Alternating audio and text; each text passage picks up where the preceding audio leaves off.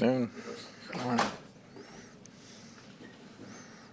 Which I wanted to ask you, we didn't ask yesterday about special teams, but that blocked field goal, what happened on that play? To me, it looked like a low kick. There was no penetration, and he had a hand up, and I thought the ball came out low. On that first touchdown, I know yesterday you spoke about Jamel Dean's role in it, but what happened there with Tyke Smith? We busted. Todd, Tyke was kind of in the middle there on that tight end touchdown right at the end of the first half, and then obviously you switched to Izzy in the second half. I just want to ask you, I guess, what happened there and how you moved forward at safety, how you felt like Christian did filling in at safety. Izzy did a good job. Tyke's a little banged up. I thought he had a rough outing to start with, so we put Izzy in there for a spark. Tyke will be our starting safety going forward. Do you think Tyke prepared enough for this game, given those? Yeah, he was prepared. On that second touchdown, I mean, it's one of those where the linebacker's a little shallow and Tyke's probably a little slow. What's the mistake? What's the bust on that second touchdown? Giving up the touchdown. It's a routine. It's a day one coverage, so we just got to play it better. Coach, on the kickoffs, it looks like you just defaulted to trying to get touchbacks. Is that correct? Yes. Okay. And you said the one that they brought back kind of confirmed why you're doing it with a long return. I'm just curious, like, what signals does that send to your team, to those players who essentially, a lot of those guys are here just to cover kicks? No doubt about it. We talk about it, and we talked about guys being here just to cover kicks. Obviously, that wasn't getting done the way we wanted it to get done. And the next resort to that is to kick it in and just start on 35 as opposed to starting close to midfield. And obviously the one return we gave up, whether it's missed tackles or missed lane or missed block, that's kind of a result of it. So we're just minimizing the damage in that. These are the guys that you picked, some of them from the beginning of training camp. Any chance to try to, look at the rest of the league, bring guys in, find guys who can cover? I'm just curious, like. We've been looking. You can't change them all out. We brought in JT. I mean, obviously we got Walker back in here. It's hard to find 11 guys that you think can play special teams on someone's practice squad.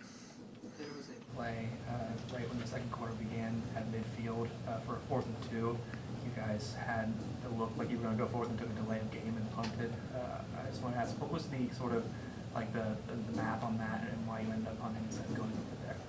Just better field position. Thought we could hold them back there and get better field position for our offense. Coach, during the game, a fan had caught a video of what appeared to be an animated exchange between Tristan Wirfs and Bucky Irving. It looked like Irving was visibly very frustrated.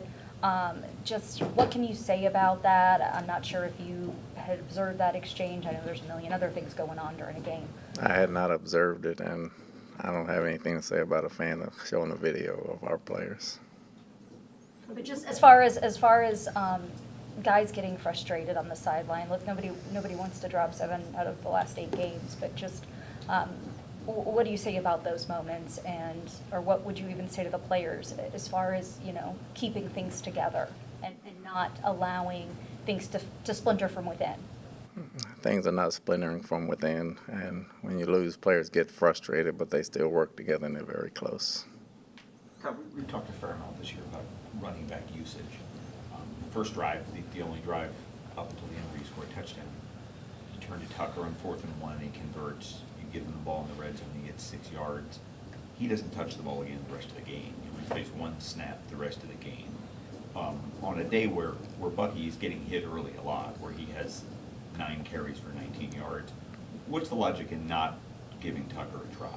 There's no logic in it as a try. There are certain things that go with it that Rashard plays and Bucky plays, and again, we got to do a better job getting him the football. He's just as good as running back as the other two, and it's hard to rotate 3 backs, and so somebody's going to get cheated every game.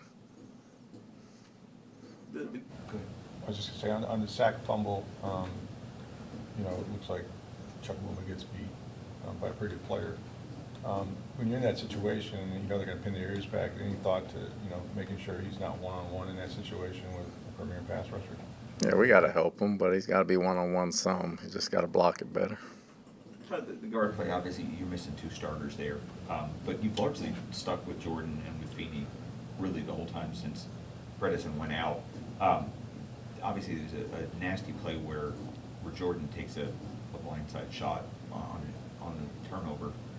Even then, you kind of stuck with them. Is that continuity that makes you want to stay with those two guards when they've struggled as much as they have, or does it just say that Haggard and Klein aren't compelling enough to try him? They're compelling, but, you know, Jordan and Feeney are better two players right now, so you go with the better two players. I know that earlier on in the season, you know, the turnovers, you know, were non-existent, the interceptions, and obviously those have picked up. I mean, how much of that is a product of Baker's body not being 100%? I mean, I know we get the injury reports every week. How much of it is potentially a product of the guys just not having as much time together? What do you chalk those up to? It's mistakes. We got to be better at the quarterback position. We got to be better at the signal calling position. We got to be better blocking it. What's your message to the team going into this week? It's working on us. Obviously working on us, understanding the things that we did wrong so we can get right. We don't play 48 minutes or 60 minutes of bad football. We play spurts, and we have a couple plays, and we got to put it together. And, you know, it's the last game. One way or the other, we got to find a way to win.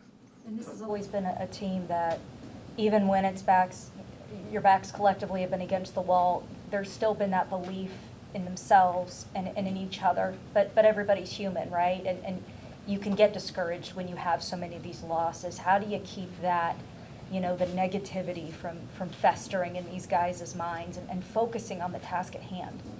Hey, winning this league is hard. There's no negativity inside the locker room, inside the building as far as we're concerned. There's mistakes. There's things we got to clean up. There's trust. There's belief. We got to play harder. We got to play a lot better. We got to coach a lot better. Todd, there's some teams that aren't playing until Sunday night this week. You guys have the first game, the Saturday night game, your Saturday afternoon game. Do you treat this like you would a Sunday after a Monday? Is it just the same thing in terms of condensing 7 days into 6? Today is like a Monday for us, or a Tuesday for us. Tomorrow's a Wednesday. What's your philosophy about, there's been some coaches fired during the season on staffs. The Rams fired their special teams coach for one. Are you just dead set against making any changes on your staff during the year if things aren't going well? No, I'm not. So you just don't feel it's reached that point yet with special teams? No, I have not. Anything else? Yeah. Thank you.